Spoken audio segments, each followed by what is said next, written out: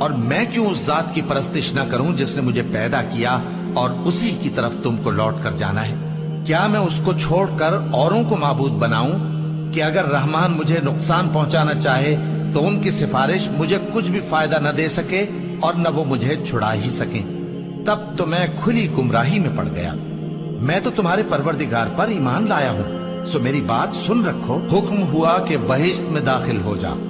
بولا کاش میری قوم کو پتا چل جائے کہ میرے رب نے مجھے بخش دیا اور مجھے عزت والوں میں شامل کیا، اور ہم نے اس کے بعد اس کی قوم پر کوئی لشکر نہیں اتارا اور نہ ہم اتارنے والے تھے۔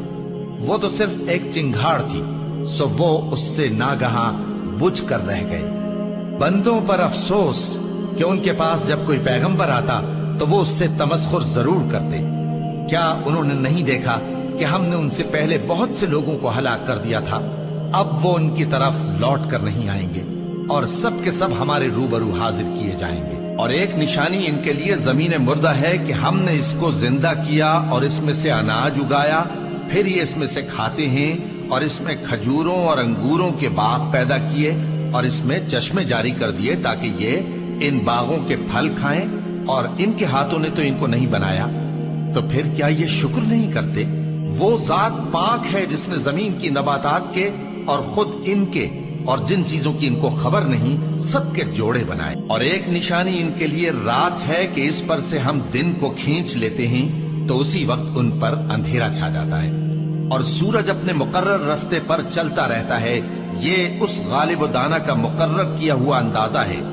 اور چاند کی بھی ہم نے منزلیں مقرر کر دی، یہاں تک کہ گھٹتے گھٹتے کھجور کی پرانی شاخ کی طرح ہو جاتا ہے۔ نہ تو سورج ہی سے یہ ہو سکتا ہے کہ چاند کو جا پکڑے، اور نہ رات ہی دن سے پہلے آ سکتی ہے، اور سب اپنے اپنے مدار میں تیر رہے ہیں۔ اور جب ان سے کہا جاتا ہے کہ جو تمہارے آگے اور جو تمہارے پیچھے ہے اس سے ڈرو تاکہ تم پر رحم کیا جائے، اور ان کے پاس ان کے پروردگار کی طرف سے کوئی نشانی نہیں آتی مگر اس سے منہ پھیر لیتے ہیں۔